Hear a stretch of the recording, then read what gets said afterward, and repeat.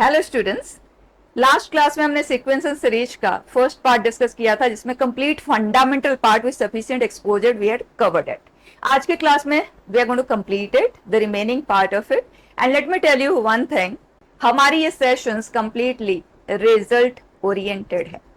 अभी जितना टाइम हमारे पास बचा है उसके अकॉर्डिंग अपने स्कोर को मैक्सिमाइज करने के लिए इसमें वो सारे जरूरत की चीजें इंक्लूडेड है. कोई भी चीज डिटेल में नहीं है कि क्यों क्या कैसे, वो सब नहीं, but straight away to the point question type का एक्सपोजर जो अभी के टाइम पे बच्चों में मिसिंग है. Because of that you are not able to score what you expect out of yourself. ठीक है, लेट्स जस्ट गो अहेड. सबसे पहले एपी. ओवर द इयर्स हमने ये भी देखा कि एपी जीपी इस पे तो बहुत ज्यादा क्वेश्चंस आते हैं and they are actually very easy to handle. हर तरह की चीज बस सबकॉन्शियस माइंड में होना चाहिए. Understanding of AP. एपी होता क्या है? ऐसी सीक्वेंस जिसमें कॉमन डिफरेंस एग्जिस्ट करता हो. दो सक्सेसिव टर्म में जो डिफरेंस है that is maintained all through out, उसे हम कॉमन डिफरेंस कहते हैं. किसी भी एपी के लिए first term and common difference सब कुछ होता है. अगर हम उसके nth प्लेस टर्म की बात करते हैं, फर्स्ट टर्म ए है, कॉमन डिफरेंस डी है, तो a plus n minus one into d. अगर sum of first n terms की बात करते हैं that is n by two, 2a plus n minus one into d. कई बार हमारे पास लास्ट टर्म होता है, फर्स्ट टर्म होता है, तो उस केस में आप directly n by two into first plus last term, इन दोनों का सम. एज सच आप ये भी कह सकते हो कि a plus L by two ये हुआ average of first and last term. उसको n टाइम्स कर दोगे तो फर्स्ट n टर्म्स, क्योंकि फर्स्ट एंड लास्ट टर्म का जो एवरेज है वही रिप्रेजेंटेटिव है, तो उसको n टाइम्स अगर आप कर देते हो that becomes the sum. Then tn minus tn minus one, अगर आप nth टर्म में से उसका प्रीवियस टर्म को सब्ट्रैक्ट करते हैं तो आपको कॉमन डिफरेंस ही मिलेगा. अगर आप Sn minus Sn minus one करते हो, सम ऑफ n टर्म्स में से sum of n minus one terms को रिमूव करते हो तो आपको nth प्लेस का टर्म मिलेगा. जब हमने इसे in general for any sequence related discussion किया था तो मैंने यहाँ पे बाउंडेशन मेंशन किया हुआ था n greater than equal to 2. लेकिन एपी के केस में S0 ऑलरेडी जीरो ही आता है, क्योंकि जो Sn आता है ना, आप यहीं से पहचान सकते हो जो आपको सम दिया गया है, अगर वो an square plus bn type का है, कांस्टेंट टर्म नहीं है, क्वाड्रेटिक है, कांस्टेंट टर्म नहीं है, कांस्टेंट टर्म जीरो है, तो S0 जीरो ही है. यहाँ पे n की जगह पे जीरो रखोगे तो जीरो ही आएगा. So by that this holds true for every n greater than equal to 1. और कई बार हमें ऐसे भी क्वेश्चंस मिलते हैं जिसमें हमें सम ऑफ n टर्म्स दे दिया जाता है, एपी का ही केस होता है, और आपको, और अगर एपी का केस नहीं भी है, सम ऑफ n टर्म्स अगर इस तरह का आपको दिखे ना, तो आप कह सकते हो it is case of an AP. और एपी है तो हमें first term and common difference की भी जरूरत पड़ती है. तो first term and common difference आप यहाँ से कैसे आइडेंटिफाई करोगे? अभी जनवरी सेशन में भी एक क्वेश्चन था जिसमें एपी तो मेंशन नहीं था बट सम गिवन था, वो इसी टाइप का ही था, और वहां से हम आइडेंटिफाई कर सकते हैं that is case of an AP. फिर first term and common difference निकालने के तीन मेथड मैंने आपको बताया हुआ है, but best what I feel is, जैसे आपको Sn दे दिया गया, let's suppose 2n square minus 3n, okay, a and d हमें फाइंड करना है, तो फटाफट जो S1 होता है वही टर्म 1 होता है, sum of first one term, तो वो टर्म 1 ही देता है, तो 2 माइनस 3 दैट इज माइनस 1. ये हो गया हमारे लिए a. परफेक्ट. और अगर आप यहां से नहीं भी फाइंड करते हो तो आप डायरेक्टली सिर्फ इतना सा करना है, Sn हमें पता है n by two, 2a plus n minus one into d, right. This is equal to this, यहाँ से आप n को कॉमन ले लें, 2n माइनस 3, n को कर दे कैंसिल, 2 को आप चाहे तो क्रॉस कर ले, इधर रखना है तो आप इधर भी रख सकते हैं. अब इधर n के साथ, क्योंकि n ही है जो वेरिंग है, राइट, तो यहाँ पे आप n का कोएफिशिएंट अगर देखते हैं दैट इज d, और constant term 2a minus D है, तो उसी फॉर्मेट में ही आप इसे प्रेजेंट कर ले. 2 हमने इधर क्रॉस कर दिया तो 4n माइनस 6. अब आप कंपेयर कर लें n का कोएफिशिएंट, क्योंकि दो polynomial in terms of n to be equal, n का कोएफिशिएंट दोनों तरफ सेम होना चाहिए, कांस्टेंट टर्म दोनों तरफ सेम होना चाहिए. तो 2a minus D should be minus 6 and d should be 4. तो d का वैल्यू आपको स्ट्रेट अवे मिल गया, d का वैल्यू आप यहाँ पे पुट कर दें, तो 2a is equal to minus 2, a का वैल्यू आ गया माइनस 1. तो बस ये एक स्टेप से आपको सब कुछ a एंड d दोनों चीजें ही मिल जाती हैं. ठीक है, अदरवाइज a ले लिया, उसके बाद आप S2 ले लो, S2 will be term 1 plus term 2, मतलब A plus A plus D, 2A plus D, 2A plus D का वैल्यू है, A का वैल्यू है, D आप निकाल लो, इक्वली सिंपल, राइट। एंड तीसरा आप ये कर सकते हैं SN माइनस 1 करो, आपको टर्म एट nth प्लेस मिल जाएगा, और वहां से आप T1 निकालोगे तो आपको A मिल जाएगा, T2 निकाल लो, T1 एंड T2 में डिफरेंस ले लो, that will give us D, correct. तो बहुत सारे तरीके हैं, ये तो मैंने आपको 3 मेथड बताया, आप अपने तरह से इन मेथड्स को मिक्स करते हुए भी हैंडल कर सकते हो, ठीक है। Then condition for ABC to be in AP, AP है तो कॉमन डिफरेंस होगा, right. So B minus A is equal to C minus B। कई बार इंफॉर्मेशन ऐसे गिवन होता है कि हम ऐसे ही लिखना प्रेफर करते हैं, कई बार हम चाहते हैं कि B को एक तरफ कर दें तो 2B, twice the middle is sum of first and third. कई बार हम मिडिल को लिखना चाहते हैं तो A प्लस C बाई 2, जैसे हैंडल करना चाहे करें, all mean the same. And AP है तो एग्जिस्टेंस ऑफ कॉमन डिफरेंस ही है जो उसे AP कहलाता है, तो वहीं से सारा कुछ बिगिन होता है। एजम्पशन ऑफ टर्म्स, अगर हमें कभी क्वेश्चन कहता है कि फाइंड 3 टर्म्स इन AP और 4 terms in AP satisfying some information, क्योंकि AP है तो A एंड D दो अननोन तो है, तो उन्हें सॉल्व करने के लिए 2 इन्फॉर्मेशन क्वेश्चन जरूर प्रोवाइड करेगा। तो अगर हमें 3 टर्म इन AP क्वेश्चन ने ऐसे कुछ कहा, तो इन दैट केस आप A minus D, A plus D, let the terms be दस, ये लेते हुए कर सकते हो। वैसे तो A plus D, A plus 2D लेते हुए भी कर सकते हो, but this will save our calculation part, ठीक है। अगर हमें 4 टर्म लेने की जरूरत पड़े तो आप A minus D, A plus D, 2 middle term ले लिया, इन दोनों में जो डिफरेंस है वो 2D है, तो 3D और A माइनस 3D, आप इस तरह से टर्म्स लेना। तो इवन नंबर ऑफ टर्म्स लेना है तो यहां से बिगिन करते 2D ऐड करते चले जाओ, सब्ट्रैक्ट करते हुए चले जाओ। ऑड नंबर ऑफ टर्म्स चाहिए तो ये 3 या 4 से ज्यादा की हमें जरूरत नहीं पड़ती, 4 भी रेयर केस में ही होता है, ठीक है। एंड माइंड इट, यहाँ पे जो कॉमन डिफरेंस है वो 2D है, D हमने नाम जरूर यूज किया है, लेकिन जो कॉमन डिफरेंस अगर क्वेश्चन आपसे पूछता है, mind it that is 2D, ठीक है। एक और तरह का क्वेश्चन हमें मिलता है, जैसे कई बार क्वेश्चन हमें कहता है 5th प्लेस का टर्म कुछ है, let me take 10, and 8th place का 10th या 12th कुछ ले लेते हैं, this the question says is 22, right. हमें A एंड D चाहिए, तो फटाफट D निकालने के लिए आप इतना सा करना, वो जो लिख लिख के करने वाली चीजें है ना, उस पर नहीं जाना कि A plus 4D is equal to this, A plus 11D is equal to this, 2 unknown 2 equation. वैसे सॉल्व करने में टाइम नहीं लगता, इक्वेशन बहुत सिंपल होते हैं, but why waste that amount of time, ठीक है। आप सिर्फ इतना सा कर लेना, 5th पोजीशन 12th पोजीशन, दोनों में डिफरेंस क्या हुआ 7, तो 7 टाइम्स D होता है इन दोनों में डिफरेंस, व्हाट इज इट 12, तो D हमें मिल गया इज इक्वल टू 12 बाई 7, फटाफट करना है, ठीक है। अब देखो A प्लस 4D इज 10, तो D हमारे पास ऑलरेडी है, तो अगर हम 4D की बात करते हैं तो 48 बाई 7, राइट। तो वहां से A आ गया फटाफट 10 माइनस 48 बाई 7, राइट। इस तरह से आप वर्क कर सकते हैं। नेक्स्ट प्रॉपर्टीज, किसी भी AP में देखो हमें बहुत ज्यादा चीजों की JEE मेन में तो जरूरत नहीं पड़ती, लेकिन पता होना चाहिए। जैसे ये एक AP है, AP का let's take the common difference is D, और अगर मैं इस AP के हर एक टर्म में कोई K could be a numerical value, K could be some unknown constant, but whatever it is, whatever that you are doing with all the terms. तो अगर हर टर्म में आप कोई K ऐड कर देते हैं तो वो भी AP ही रहेगा और कॉमन डिफरेंस भी सेम ही रहेगा। अगर आप हर एक में कोई K सब्ट्रैक्ट कर, मतलब जो कर रहे हैं सबके साथ ही कर रहे हैं, इन that case also that will remain in AP with the same common difference. अगर आप मल्टीप्लाई करते हैं तब भी वो AP ही रहेगा, बट उसका कॉमन डिफरेंस क्या आ जाएगा, जैसे आपने KA1 KA2 KAN कर लिया तो कॉमन डिफरेंस K टाइम्स बन जाएगा, क्योंकि इन दोनों में जब आप डिफरेंस लेंगे तो K कॉमन आते हुए A2 माइनस A1, राइट। उसी तरह से अगर आप डिवाइड भी करते हैं सेम नंबर के साथ, then in that case that will remain an AP with a common difference of D by K, क्योंकि A1 by K, A2 by K and so on, right. One category. Second, अगर हमारे पास 2 AP है, let's take B1 B2 B3 BN, इसका common difference D2 ले लेती हूँ, इसका D1 ले लेती हूँ। अगर आप कॉरेस्पॉन्डिंग टर्म्स को ऐड करते हैं तो एक AP ही क्रिएट होता है और उसका common difference D1 plus D2 होगा। अगर आप कॉरेस्पॉन्डिंग टर्म्स को सब्ट्रैक्ट करते हैं, A1 minus B1 A2 minus B2, तो जो सीक्वेंस क्रिएट होगा वो AP ही होगा और उसका common difference D1 minus D2 आएगा। परफेक्ट।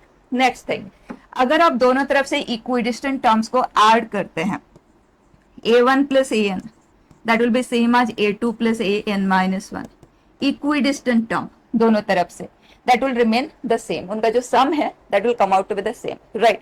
अब अगर मेरे पास लेट्स सपोज 25 टर्म्स है, अब मैं पहचानूंगी कैसे कि अगर मेरे पास एक सेट ऑफ टर्म्स है, let's suppose I have A2 plus A5 A21 plus A24, right, is equal to 12, कुछ इस तरह से गिवन है, ठीक है। अब मैं पहचानूंगी कैसे कि इक्विडिस्टेंट है या नहीं है, क्योंकि अगर ऐसे रैंडम पोजीशन के साथ टर्म्स होते हैं ना, तो ए एंड डी में लिख के टाइम वेस्ट नहीं करना, आप इसी प्रॉपर्टी को यूज करने की कोशिश करना, पहले चेक तो कर लो कि वो यूजेबल है भी या नहीं है, राइट। तो हमारे पास 25 टर्म्स है, ठीक है, तो 1 प्लस 25 26, अगर दो पोजीशन का सम 26 आ रहा है ना, तो इक्विडिस्टेंट है। तो ये है 2 के साथ 24, ये दोनों तरफ से सेकेंड पोजीशन वाले टर्म है, ये दोनों तरफ से 5 प्लस 21 26 है। तो अगर n टर्म्स है और सम जो पोजीशंस है ना उनका सम n+1 आ रहा है, तो वो इक्विडिस्टेंट है दोनों तरफ से, ठीक है। तो इनका सम सेम आएगा, तो this plus this is equal to this plus this. तो आप यहां से इमीडिएटली कह सकते हैं this is 2 times A2 plus A24 कह लो, या A प्लस L कह लो, right. So let me write it as A plus L is equal to 12। तो A plus L sum of first and last term हमें मिल गया। अब question normally इस तरह के सिचुएशन में हमसे पूछता है what is the sum of that sequence. तो सम हमें पता है n/2 and sum of first and last term, फटाफट हम आंसर कर सकते हैं, ठीक है। ये प्रॉपर्टीज हमें ध्यान में रखना है। Then arithmetic mean and insertion of am, अगर हमारे पास x1 x2 x3 xn n number of numbers are there, arithmetic mean is nothing but mean, average, ठीक है, जो आप स्टार्ट्स में भी यूज करते हैं, mean, that's it, ठीक है। ये है am। अगर इंसर्शन ऑफ am की बात क्वेश्चन करता है, पहले तो काफी क्वेश्चंस आते थे इंसर्शन ऑफ am पे, अभी ऑन एंड ऑफ आते हैं, बहुत ज्यादा तो नहीं but very elementary it is. देखो अगर हमारे पास दो नंबर है, लेट्स सपोज 1 एंड 5 है, एंड क्वेश्चन कहता है इंसर्ट 10 AMs, इसका मतलब ये है कि 10 नंबर्स इन दोनों के बीच में हमें ऐसे इंसर्ट करने के लिए क्वेश्चन कह रहा है ताकि उन नंबर्स को यहाँ प्लेस करने के बाद ये सीक्वेंस जो क्रिएट हो ये एक AP बने, तो हम कहते हैं इन्हें इंसर्टेड AMs, ठीक। तो अगर हमें इनका वैल्यूज पूछा जाए या इनका सम पूछा जाए, कुछ भी इनके रिलेटेड पूछा जाए, तो हम हैंडल कैसे करेंगे। तो सबसे पहले बिगिन करते हैं, अगर हमें इनका सम पूछा जाता है, 10 arithmetic means are inserted, what is their sum. तो सम निकालने के लिए हमें इस AP का फर्स्ट टर्म तो ऑलरेडी है ही, 1 है, तो A1 पे जाने की भी जरूरत नहीं है और कॉमन डिफरेंस की भी रिक्वायरमेंट नहीं है, क्योंकि हमने ये पढ़ा कि इसका सम चाहिए जो कि एक AP है। तो n/2 sum of first and last term, और इस पूरे AP के लिए ये second term from the beginning, second from the end is first from the beginning, first from the end. So 10/2 1 + 5। तो कभी भी A एंड B के बीच में अगर n AMs इंसर्ट हुए और उनका हमें सम ही चाहिए, तो सम निकालने के लिए हमें कुछ भी नहीं करना है, ओरली आंसर करना है उसे। अगर आपने समझ लिया इसे तो इसे याद रखना मुश्किल नहीं लगेगा, ठीक है। लेकिन अगर हमें इंडिविजुअल AM चाहिए तो उस केस में हमें कॉमन डिफरेंस तो चाहिए होगा, ठीक है। और ये टर्म है तो A1 A2 जो भी निकालना चाहिए हम निकाल सकते हैं। तो इस पूरे AP के लिए बस कॉमन डिफरेंस चाहिए। तो उसके लिए आप देखो दो टर्म हमारे पास है, दो टर्म है, तो हम कॉमन डिफरेंस फर्स्ट टर्म जो चाहे उस AP पे हम वर्क कर सकते हैं। तो ये जो पोजीशन है ये फर्स्ट पोजीशन है, let me write it as A1। ये पोजीशन कौन सा हुआ, क्योंकि 10 टर्म हमने इंसर्ट किया, दो पहले से है तो 12, राइट, A12। तो बच्चा अगर आपके पास दो टर्म होते हैं और आपको कॉमन डिफरेंस चाहिए, मैंने थोड़ी देर पहले ही आपको बताया था, तो ये है 12th पोजीशन, ये है फर्स्ट पोजीशन, तो 11 times the difference, common difference, तो डिफरेंस 11 टाइम्स हमने लिया है इन दोनों के बीच में, दैट इज इक्वल टू इन दोनों नंबर का डिफरेंस विच इज 4। तो कॉमन डिफरेंस आ गया आज 4/11। अब अगर मुझे इंसर्टेड मेन लेट्स सपोज मुझे फोर्थ वाला चाहिए, तो बच्चा फोर्थ वाला तो इस AP के लिए 5th टर्म हुआ ना फ्रॉम द बिगिनिंग, यहां से बिगिन हुआ, सो that will be A which is 1 plus 4 times of D का वैल्यू हमने पहले ही निकाल लिया। इस तरह से आप कोई भी मीन चाहिए, किसी भी तरह का वर्क करना है आप कर सकते हैं, कंफर्टेबली कर सकते हैं, ठीक है। नेक्स्ट वही सेम चीज ही मैंने यहाँ पे लिखा है, number of terms in an AP. कई बार हमारे पास फर्स्ट टर्म होता है और लास्ट टर्म होता है, तो लास्ट टर्म मतलब nth टर्म है, ठीक है, और फर्स्ट टर्म है, तो आपने इतना सा करना है n-1, राइट। तो n-1 टाइम्स ऑफ d जो होता है दैट इज l-a हुआ, तो d यहां से आ जाएगा आज last term minus the first term upon the common difference plus 1, that will give us number of terms. तो ओरली नंबर ऑफ टर्म्स आप फाइंड कर सकते हैं, जैसे कि ले सपोज 4 है, 7 है, 10 and so on, it is going up to 91। आपसे ये चाहिए, हेलो हेलो, और आपको सिर्फ ये पता लगाना है कितने टर्म्स है, फटाफट करना है। So this minus this that is 87 upon the common difference which is 3 plus 1, that's it, ठीक है। अब हम जीपी भी इसी तरह से देखेंगे और उसके बाद क्वेश्चंस पे आएंगे।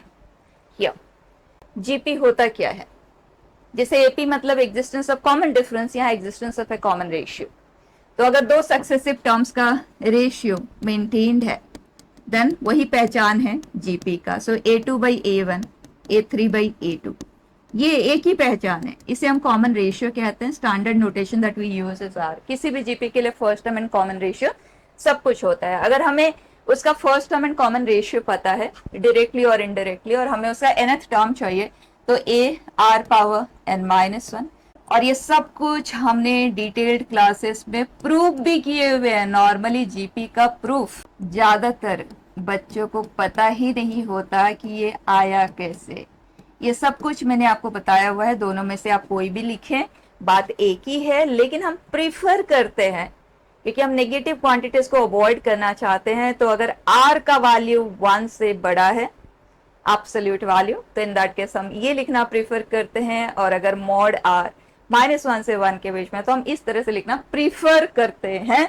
लेकिन दोनों में से कोई भी लिखोगे बात सेम ही होगा। अब देखो डिनोमिनेटर में r-1 है, मतलब क्लियर है इस रिजल्ट का आप यूज तभी लेंगे जब कॉमन रेशियो 1 नहीं है। और अगर कॉमन रेशियो 1 है तो ये तो नहीं कहेंगे कि सम डिफाइंड नहीं है, सम तो होंगे ना एन टर्म्स का, बट इट जस्ट दैट इस फॉर्मूला के हेल्प से आप सम को इवैल्यूएट नहीं कर सकते। अब सम ऑफ एन टर्म्स क्या आएगा अगर कॉमन रेशियो 1 है, तो in that case common ratio अगर 1 है तो फर्स्ट टर्म a है, सेकंड भी a है, थर्ड भी a है, सारे टर्म्स a है, तो sum of n terms will become right when r is equal to 1. Sum of infinitely many terms, this is a by 1 minus r अगर r -1 से 1 के बीच में है। अगर r का वैल्यू -1 से स्मॉलर या 1 से बड़ा है तो that value will be either plus infinity और माइनस इन्फिनिटी, इसीलिए वो डिस्कशन के बियॉन्ड है, हमसे कभी पूछा भी नहीं जाएगा। और अगर r का वैल्यू 1 है तब भी, अगर हम इस इन्फिनिटी की बात करेंगे, आप यहीं पे देख सकते हैं r अगर 1 है तो n will approach infinity, तो a repeatedly added infinity many times, that will either give us plus infinity or minus infinity। अगर a पॉजिटिव है तो प्लस इन्फिनिटी, a माइनस है तो माइनस इन्फिनिटी, राइट। तो वो भी डिस्कशन के बियॉन्ड। और अगर r का वैल्यू इक्वल टू -1 है और दैट इज, वो जो जीपी आएगा वो होगा a माइनस इसके टर्म्स इस तरह के होंगे, राइट। तो अगर हम इनफाइनेटली मेनी टर्म्स को ऐड करते हैं, वो इन्फिनिटी अगर इवन नंबर है इन दैट केस, क्योंकि नंबर ऑफ टर्म्स है तो डेफिनेटली एक नेचुरल नंबर ही होगा, या तो वो इवन होगा या वो ऑड होगा। अगर इवन होगा तो पेयर में कैंसिल होते जाएंगे, सम विल बिकम 0। और अगर ऑड नंबर ऑफ टर्म्स लेते हैं तो एक टर्म बच जाएगा, so answer will be A. Clear. तो एस इन्फिनिटी का कंप्लीट डिस्कशन। वैसे तो हमें -1 से 1 के इंटरवल के ही क्वेश्चंस मिलते हैं, तो हमें ज्यादा कुछ बॉदर करने की जरूरत नहीं पड़ती है। Next, product of first n terms GP के केस में, इस पे क्वेश्चन हमें मिल जाते हैं। अभी भी हमें क्वेश्चन मिला है जनवरी सेशन में, और पहले भी कई ओकेजन में प्रोडक्ट पे क्वेश्चन आ चुके हैं।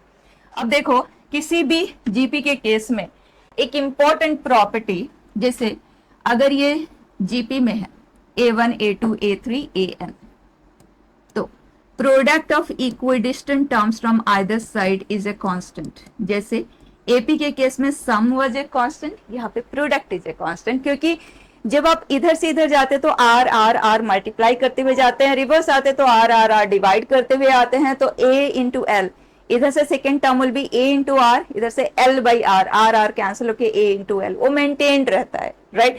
तो अगर हमें प्रोडक्ट ऑफ n टर्म्स चाहिए, वैसे तो आप जनरल टर्म लिखते हुए भी कर सकते हो, but I would prefer to do it as ये ए एल है तो ये भी ए एल होगा, राइट। तो इक्विडिस्टेंट टर्म के प्रोडक्ट को हैंडल करने के लिए ऐसे पेयरिंग करेंगे, उससे मच बेटर है कि हम रिवर्स ऑर्डर में उसे लिख लेते हैं। So we get p square, multiply कर दिया तो ये है a into l, a into l, a into l. तो a into l is repeatedly multiplied n number of times. So product आप याद रख सकते हैं first term into the last term power में n/2। I would suggest remember in case of a GP product of the first n terms, ठीक है। Then condition for 3 numbers to be in GP, GP है तो common ratio होगा। तो कई बार हमें इस तरह से लिख के आगे बढ़ने में अच्छा सा लगता है depending on the information given in the question. कई बार हम इसे क्रॉस करते हुए इस तरह से लिखना प्रेफर करते हैं, तो कई बार हम b is equal to ac power 1/2। तो जैसे भी depending on the information given in the question, जो हैंडलिंग में आपको सिंपल लगे, you can proceed accordingly. Assumption of terms, अगर हमें 3 टर्म्स इन जीपी कभी कंसिडर करने की जरूरत पड़ती है तो आप ए आर स्क्वेयर ले सकते हैं, लेकिन अगर प्रोडक्ट रिलेटेड डीलिंग क्वेश्चन कर रहा है ना, तो इस तरह से अगर आप लिखते हुए करते हो तो आपका कैलकुलेशन बचेगा, स्पेसिफिकली अगर प्रोडक्ट का इन्वॉल्वमेंट है। अगर प्रोडक्ट ऑफ द 3 टर्म्स का इन्वॉल्वमेंट नहीं है तो in that case A are square better ही है, ठीक है। ऐसे भी लिखेंगे तो कुछ गलत नहीं होगा। अगर हमें 4 टर्म्स, जो कि हमें बिल्कुल जरूरत तो पड़ती नहीं है, बट इन दैट केस आप मिडिल दोनों को ये लेना, तो जो हम कॉमन रेशियो ले रहे हैं वो आर स्क्वेयर है, तो इधर आर क्यूब और इधर लाइक दिस, ठीक है। इस तरह से लेते हुए आप प्रोसीड कर सकते हैं। Another very important thing, directly use में लेना, कई बार क्वेश्चंस आए हैं। अगर हमारे पास एक सीक्वेंस है जो कि जीपी में है और आप लॉग लेते हो द सेम बेस, बेस मैंने मेंशन नहीं किया लेकिन सभी टर्म के साथ सेम बेस है, let me consider that base to be c, ठीक है। तो इन दैट केस ये एक एपी बनाएगा, और एपी जो बनेगा उसका कॉमन डिफरेंस क्या होगा? अगर इसका कॉमन रेशियो आर है तो इसका common difference log R to the same base आएगा। Is that fine? तो लॉग वगैरह लेके टाइम वेस्ट नहीं करना, बस इतनी सी बात आप जरूर ध्यान रखना। एंड इसका रिवर्स, अगर लॉग में कुछ टर्म्स है वो एपी में है और आप लॉग को रिमूव करते हो, डेफिनेटली वो जीपी में ही आएंगे। दोनों तरह से ध्यान रखें, ठीक है। क्वेश्चंस हम करेंगे, लेकिन AGP and method of difference दोनों पे हमें क्वेश्चंस मिलते हैं, ऑन एंड ऑफ मिलते हैं। मैं ऑलरेडी आपको बता चुकी हूँ, ज्यादातर क्वेश्चन एपी एंड जीपी पे ही हमें मिलते हैं। एंड देन वो जो एलिमेंटरी सीरीज है जो हमने फर्स्ट क्लास में कवर किया, और AGP and method of difference पे क्वेश्चंस आते हैं, उतना ज्यादा नहीं, ठीक है। तो एजीपी होता क्या है? अगर हमारे पास कोई एपी है एंड इसका nth टर्म हम लिख सकते हैं, और GP let's take a are square, तो उसी तरह से nth टर्म ये हुआ। तो एक एपी और एक जीपी के कॉरेस्पॉन्डिंग टर्म्स को मल्टीप्लाई करके जो सीक्वेंस क्रिएट होता है वो एक एजीपी होता है, राइट। ये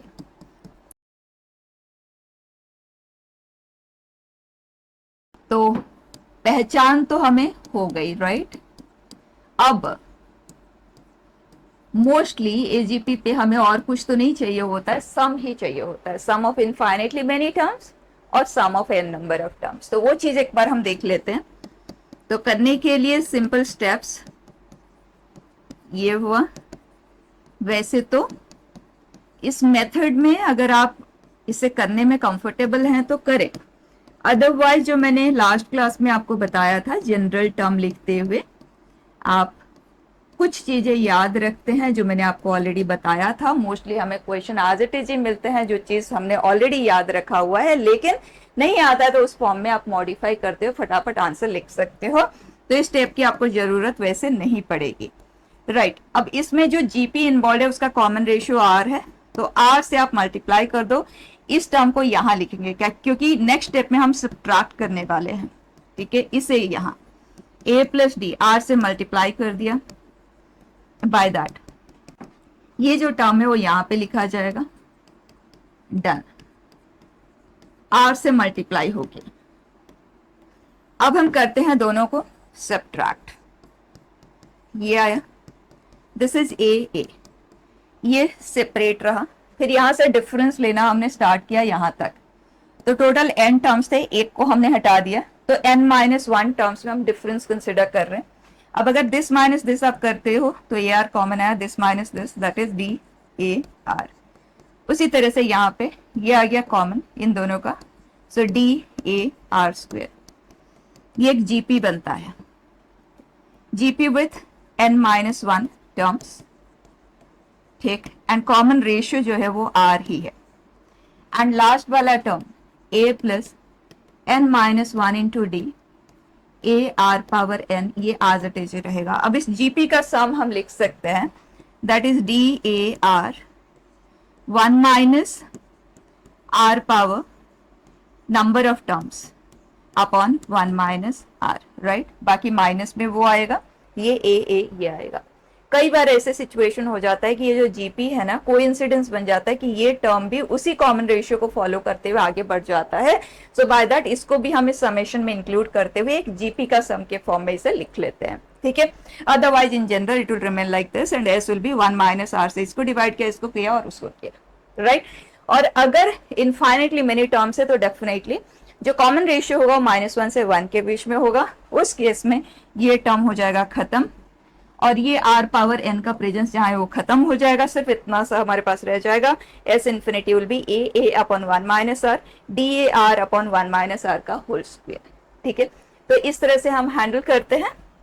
बट जो मैंने आपको याद रखने के लिए कहा था, that is 1 plus 2x plus 3x square, where x is -1 से 1, क्योंकि वो कॉमन रेशियो ऑफ जीपी है। 1 2 3 वो तो एपी है, x power 0 x power 1 x square, that forms है जीपी, ठीक है। अगर x -1 से 1 के बीच में है then in that case this sum is, याद रख लेंगे, मोस्टली हमें क्वेश्चन इसी टाइप का ही मिलता है। एंड x अगर हर टर्म के पास x भी है, जैसे पैटर्न यहाँ पे देखो 1 into x power 0 2 into x power 1, x का जो पावर है वो इससे कम है। यहाँ पे अगर सेम है तो कुछ अलग नहीं है, इसी को ही x से हमने मल्टीप्लाई किया तो ये हो गया, राइट। इसे भी याद रख लो, वैसे यहीं से ही वो क्रिएट हुआ है। कई बार हमें सिर्फ n नंबर ऑफ टर्म्स तक ही जाने की जरूरत पड़ती है, तो अगर n टर्म्स लेना है हमें तो in that case this is 1 minus X power n upon 1 minus X का whole square minus n X power n upon 1 minus X, simple way out, ठीक है। इतना सा अगर आप याद रख लेते हैं तो एजीपी के प्रोसेस पे जाने की भी जरूरत हमें नहीं पड़ेगी, हम जनरल टर्म लिखेंगे और इसी में कन्वर्ट हो जाता है, ठीक है। Next is method of difference. Method of difference में वो पैटर्न आ जाता है जिसमें लेट्स टेक 1 2 4 7 11 लाइक दिस। ये एक एपी नहीं है, ये एक जीपी भी नहीं है, लेकिन अगर आप इनका डिफरेंस देखें 1 2 3, तो अगर डिफरेंस एपी या जीपी बनाता हुआ हो, जीपी पे तो जेई मेन पे यू फॉरगेट इट, हमें नहीं मिलता क्वेश्चन, लेकिन डिफरेंस फॉर्मिंग एन एपी, इस पे हमें क्वेश्चंस ऑन एंड ऑफ मिलते हैं, ठीक है। तो इस कैटेगरी ऑफ क्वेश्चन को हम मेथड ऑफ डिफरेंस से हैंडल करते हैं। वो प्रोसेस क्या होता है उस पे आएंगे। पहले जब लेंथी क्वेश्चंस आते थे ना, जेई मेन में तो कभी नहीं आए, but JEE advance IIT JEE, उसमें जब सब्जेक्टिव पैटर्न में difference in AP, difference in GP, difference in AP, उस लेवल पे भी वर्क किया जाता था। अभी तो हमें बिल्कुल भी नहीं चाहिए, तो एक लेवल बस उतना ही। तो इसको अब हम हैंडल कैसे करेंगे, तो उसके लिए आप एस एन से बिगिन करेंगे। अगर आपको nth टर्म भी चाहिए ना, तब भी आपको यहीं से ही बिगिन करना होगा, आपके पास और कोई चॉइस नहीं है, ठीक है। nth टर्म हम tn ले लेते हैं या an ले लो। अब उसी को हम दोबारा से लिखेंगे एक टर्म आगे के और शिफ्ट करते हुए, क्योंकि हमें डिफरेंस पे वर्क करना है। तो यहाँ पे आएगा tn-1 और ये हुआ tn। अब जब आप इन दोनों को सब्ट्रैक्ट करते हैं तो ये हमें मिलता है 1, ये डिफरेंस हम यहाँ से लेना स्टार्ट किए हैं, तो ये हुआ 1 2 3, ये एक एपी है क्योंकि डिफरेंस एपी बना रहा है, तो n minus one terms, right, क्योंकि एक टर्म को हटा के हमने डिफरेंस लेना बिगिन किया था, तो tn। तो इस प्रोसेस से हमें tn मिलेगा। उसके बाद अगर हमें सम चाहिए तो हम एसएन पे जाएंगे, ठीक है। दिस इज 1 प्लस, अब इस एपी का सम हम ले लेंगे number of terms by 2a plus n minus one into the common difference, ठीक है। ये हुआ cancel, so we are left with 1 plus n minus one into n by 2, right. अपने लिए चेक कर लो ताकि कोई कैलकुलेशन में गलती तो नहीं हुई, कई बार जल्दी जल्दी में हो जाती है, तो आप चेक कर लो। t1 n की जगह पे अगर हम 1 रखते हैं तो 1 आ रहा है, t2 2 रखा तो ये 2 आ रहा है, t3 एक और ले लेते हैं 3 2, ये हुआ कैंसिल 4, बिल्कुल परफेक्ट है, राइट। अब अगर हमें सम चाहिए, ये तो हो गया nth टर्म, सम चाहिए तो हमें पता है Sn is nothing but Tn summation n is varying from 1 to n, और इसका जो जनरल टर्म है that is 1 plus n square by 2 minus n by 2, तो 1 summation n times, so n square by 2, 1 by 2 हमने common ले लिया, summation n square is n into n plus one into 2n plus one by 6, right, then minus n by 2, so n into n plus one by 2, summation process के बाद simplify कर ले to the required extent, ठीक है। तो ये simple process है। अब questions, it says if ratio of nth term of 2ap is given then ratio of sum of the first 30th term, 2ap है, first term and common ratio तो चाहिए ही, उसके बिगर आप सम पे कैसे वर्क करेंगे, nth टर्म पे आप कैसे वर्क करेंगे। तो फर्स्ट ap के लिए हम a1 d1 ले लेते हैं, सेकंड के लिए a2 d2 ले लेते हैं, और क्वेश्चन है जो इन्फॉर्मेशन हमें प्रोवाइड किया है that is a1 plus n minus one into D one upon a2 n minus one into d2, this is 2n plus one upon 3n minus one, perfect. ये हमें क्वेश्चन है दिया, चार चार अननोन के बेस पे सिचुएशन है a1 d1 a2 d2, तो डेफिनेटली आपको उन्हें सॉल्व करने की जरूरत तो पड़ेगी नहीं और कर भी नहीं सकते, राइट। तो इस तरह के सिचुएशन में इमीडिएटली लिख के देख लो हमें फाइंड क्या करना है, that is sum of first 30 terms, so n by 2 2a1 plus n minus 1 into d1, and this is 30 by 2 2a2 plus 29 d2, ये हमें फाइंड करना है। अब a1 d1 a2 d2 चार चार अननोन को सॉल्व तो हम कभी भी कर ही नहीं पाएंगे क्योंकि एक ही इंफॉर्मेशन हमारे पास अवेलेबल है, तो इन सच केसेस आप देख लो इसे हम यहां से कैसे क्रिएट करेंगे, दैट्स इट, ठीक है। तो 2a1 2a2, या तो आप इसको 2 से मल्टीप्लाई कर दो न्यूमरेटर एंड डिनोमिनेटर दोनों को, या तो आप 2 को डिवाइड कर दो, यहाँ पे न्यूमरेटर एंड डिनोमिनेटर दोनों करेंगे तो कोई फर्क इसे पड़ेगा नहीं। सो लेट मी डिवाइड, ठीक है, and result remains the same. मुझे इसका वैल्यू चाहिए, मेरे पास इसका वैल्यू है। अब आप कंपेयर कर लो, ये सेम है, ये सेम है। n माइनस वन की जगह पे मुझे 29/2 चाहिए, n माइनस वन की जगह पे 29/2 चाहिए। इसका मतलब इस पूरे में n माइनस वन की जगह पे 29/2, मतलब n की जगह पे 31/2 का रिप्लेसमेंट आप कर लो, तो ये आ जाएगा टू बी दिस, राइट।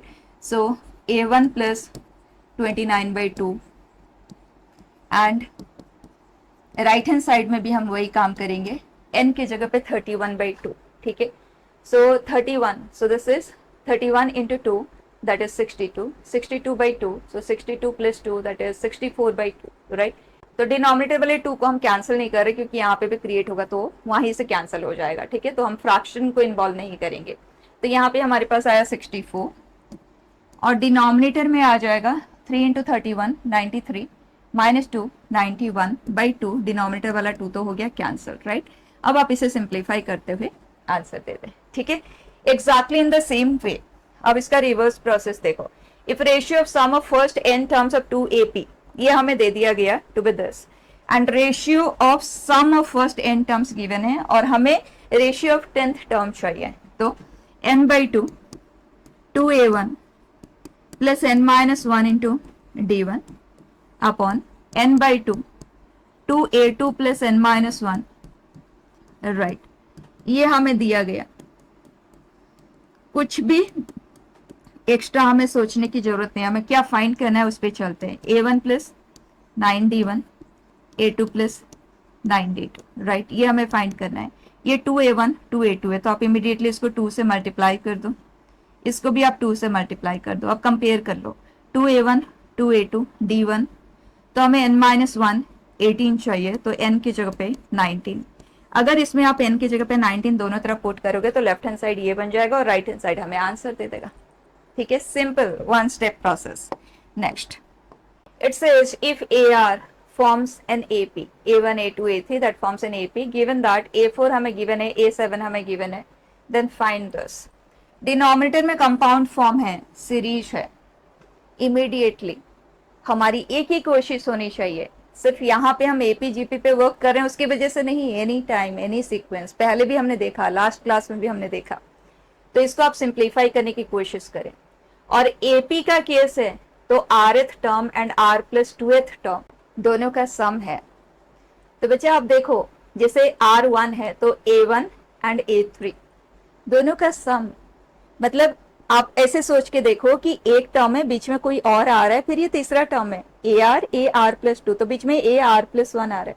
और हमें ये पता है तीन टर्म अगर एपी में है तो sum of first and third is twice the middle, तो आप इमीडिएटली इसे लिख सकते हो to be 2 times of a r plus 1। अब ये सिंप्लीफाई हो गया।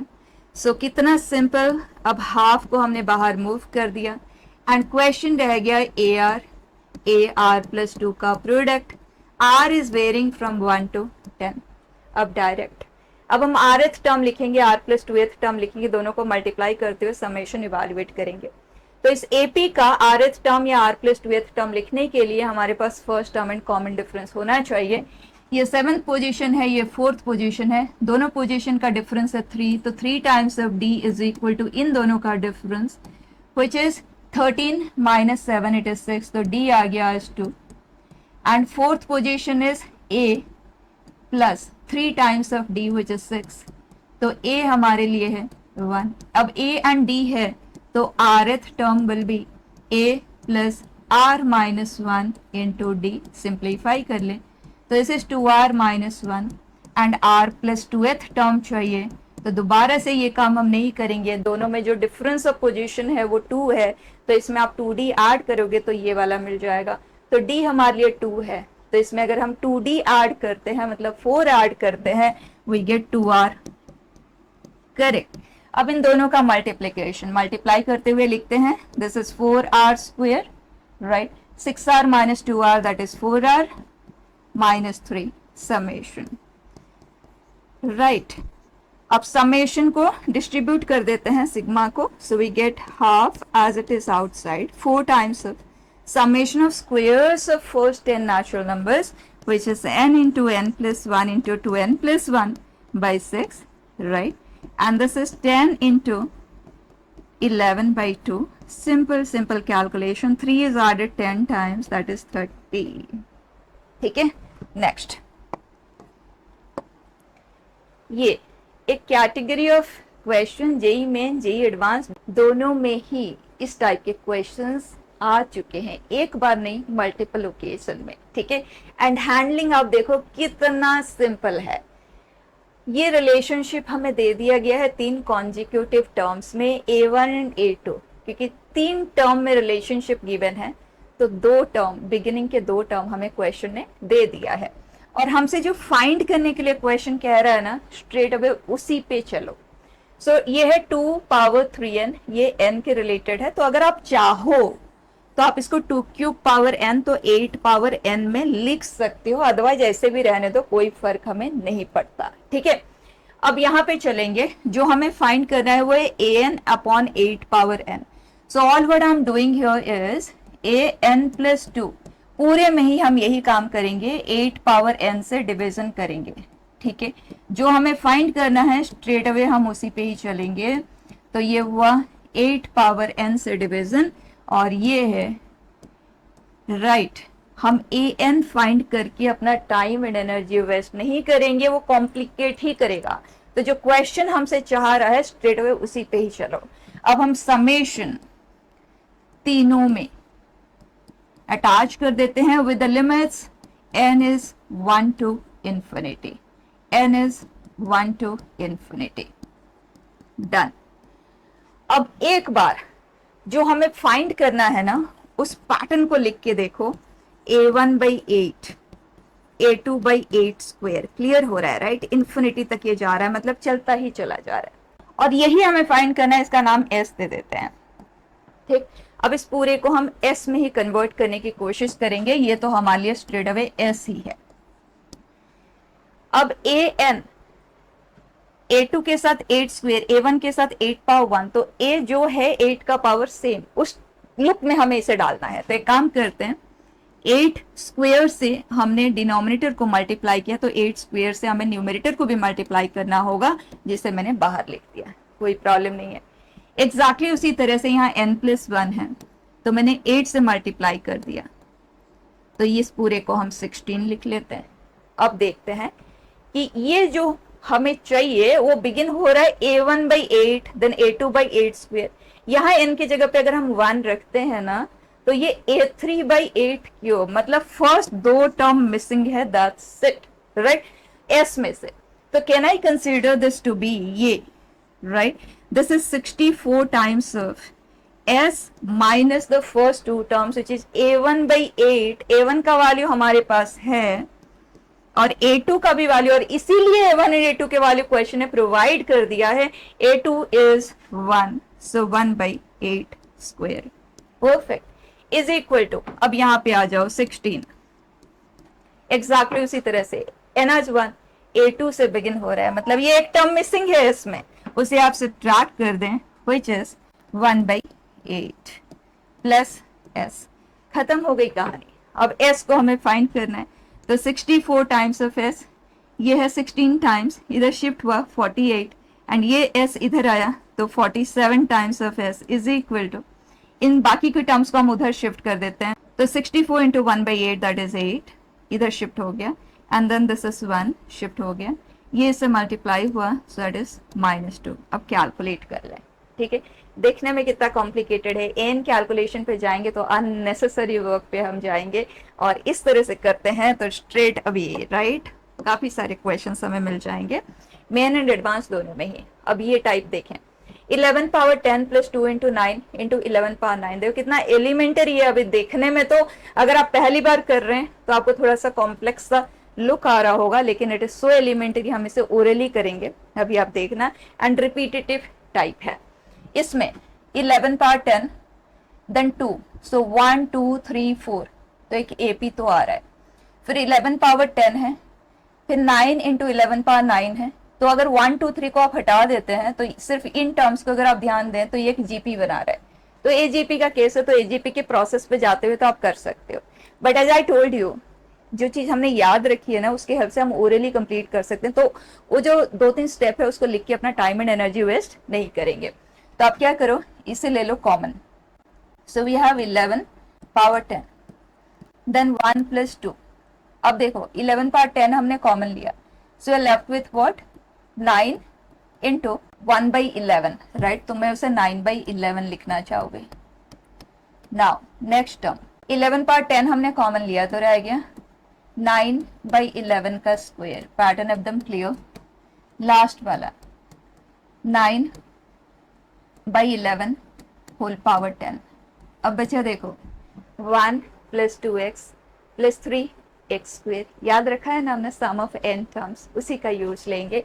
हमारे लिए जो x है वो 9/11 है, तो ये हुआ 11 पावर 10, ये आज इट इज ही है right, so 1 minus x power number of terms कितने 1 2 3 11 तक गया है, अपॉन 1 माइनस 9/11 का square, perfect, then minus n x power n number of terms upon 1 minus, simple, कोई कॉम्प्लिकेटेड चीज है ही नहीं और कैलकुलेशन में एरर का भी चांस नहीं है, ठीक है, इसे आप सिंप्लीफाई कर लें। नेक्स्ट पैटर्न रिपीटेटिव है, अभी जनवरी सेशन में भी इस पे क्वेश्चन है। अगर हमें इस तरह का कोई पैटर्न दिखता है, जो मैं हमेशा अपने हर एक बैच की शुरुआत फंडामेंटल मैथमेटिक्स से करती हूँ और उसमें कुछ इंपॉर्टेंट फैक्टराइजेशन बताती हूँ। वैसे तो ये जीपी है, इंडिविजुअली आप जीपी को भी यूज करते हुए कर सकते हैं, बट बेस्ट है x plus y x square plus x y plus y square, ये पैटर्न अगर आपको दिखे तो इन दैट केस आप x माइनस वाई से सभी टर्म्स को मल्टीप्लाई कर दें, और मल्टीप्लाई किया तो आप डिवाइड भी कर दें, राइट।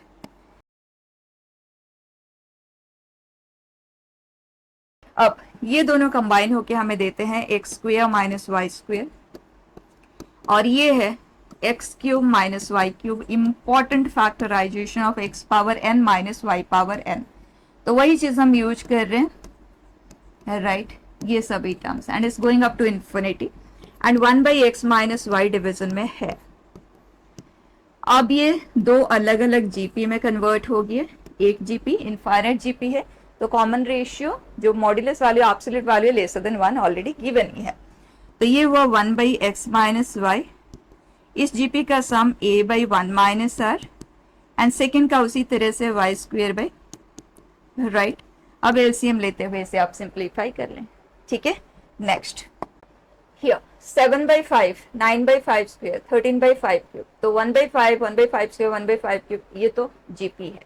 बस ये देख लो इन दोनों में डिफरेंस क्या है, 2 है, यहाँ डिफरेंस क्या है, 4 है, यहाँ डिफरेंस 6 है, मतलब डिफरेंस एपी में है, राइट। वैसे तो आप न्यूमरेटर में जो जनरल टर्म है उसको लिखते हुए कर सकते हो, बट बेस्ट रहेगा जो हम एजीपी का प्रोसेस यूज करते हैं ना, एग्जैक्टली उसी पे चलते हैं। 9/5 स्क्वेयर 13/5 क्यूब इनफाइनाइट सीरीज है, एंड कॉमन रेशियो 1/5 है, तो उससे हमने मल्टीप्लाई कर दिया, तो 7 जैसे हैंडल करते हैं एग्जैक्टली उसी प्रोसेस से। So it is 5 cube, this will be 13/5 power 4, यहाँ पे है 19/5 पावर 4, राइट। इनफाइनाइट सीरीज है तो आगे हम लिखेंगे ही नहीं, क्योंकि जहां तक भी हो जाएगा एंड में तो जो लास्ट वाला टर्म होगा that will approach 0, right. So लिखना नहीं है, and this is 4s/5 is equal to 7/5 plus, अब यहाँ पे देखें इन दोनों में डिफरेंस है 2/5 स्क्वेयर, यहाँ इन दोनों में डिफरेंस है 4/5 cube, and here 6/5 power 4, and the process continuous. अब आगे का काम आपका क्या रहेगा, यहाँ पे देखें 7/5 तो अलग सा टर्म है ना, इस तरह का है नहीं, जो डिफरेंस से क्रिएट हुआ है तो उसको आप इस साइड रखें। इसमें जो न्यूमरेटर है वो एपी बना रहा है, राइट, कि डिफरेंस इन एपी था ना, तो हमने डिफरेंस लिया तो ये एपी है, तो आप उसका जनरल टर्म लिख लें, जो कि इस केस में क्लियर है, दैट इज 2r, तो मैं उसे 2r ही लिख लेती हूँ स्ट्रेट अवे।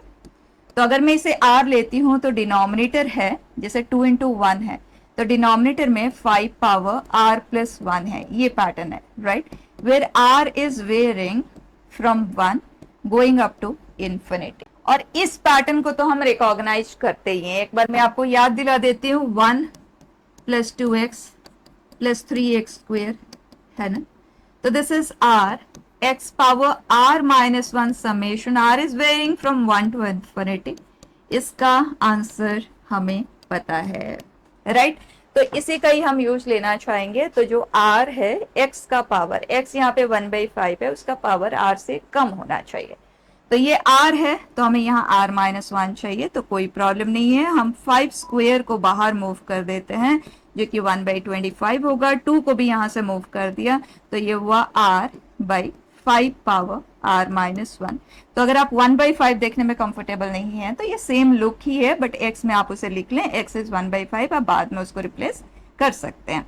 तो इसे 7/5 प्लस 2/25, अब आंसर ही हमें लिखना है, राइट, तो उसका आंसर होता है 1/1 माइनस 1/5 का होल स्क्वायर, ये है 4s/5 का वैल्यू, तो s विल बी, इसको हम मल्टीप्लाई कर देंगे बाई 5/4, सिंपल चीजें हैं।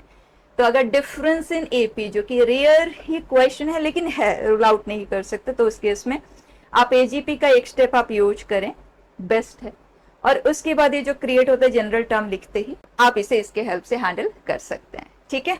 Next k/2 power k is varying from 1 to 20, क्या पैटर्न है, ये k है या r है, तो 1/2 हमारे लिए x है, तो x का पावर r ही है। तो जो हमने याद रखा ना 1 + 2x, 2 है तो x का पावर एक कम है, तो इसका n टर्म तक का समेशन हमने याद रखा है। This is 1 - x power n upon 1 - x का whole square minus n x power n 1 - x। तो अगर हम एक x से मल्टीप्लाई करते हैं ना पूरे को, तो यहाँ पे भी आपको x से मल्टीप्लाई ही करना है, दैट्स इट, राइट। कोई बहुत ज्यादा काम नहीं है। तो अब हम डायरेक्टली आंसर लिख सकते हैं, हमें x की जगह पे 1/2 रखना है और n की जगह पे 20। So it is 1/2, 1 - 1/2 power 20 upon 1 - 1/2 का स्क्वायर डायरेक्टली लिख लेते हैं, ये सिंप्लीफाई हो गया तो यहाँ पे हो गया 2, right. Then this is 20, 1/2 power 21 upon 1/2। Further आप इसे सिंप्लीफाई कर ले और उसी लुक में प्रेजेंट कर ले जिस फॉर्म में ऑप्शंस गिवन है, ठीक है। नेक्स्ट, एज सच ये एजीपी ही था। ये type of question mostly students attempt नहीं कर पाते हैं, लेकिन आप देखो कितना सिंपल है। हमें m को सॉल्व करना है, यहाँ पे m का प्रेजेंस है, यहाँ पे m का प्रेजेंस नहीं है, राइट, कांस्टेंट है, तो उसको हम दूसरी तरफ शिफ्ट कर देते हैं। तो दिस इज इक्वल टू, अब यहाँ 1/2026 है, यहाँ दो दो का प्रोडक्ट है, यहाँ एक एक ही टर्म है, तो इमीडिएटली हम इसे जो हमने मेथड ऑफ कैंसिलेशन में देखा ना, सेपरेशन का तरीका, बिल्कुल उसी के हेल्प से आप इन्हें अलग अलग कर लें।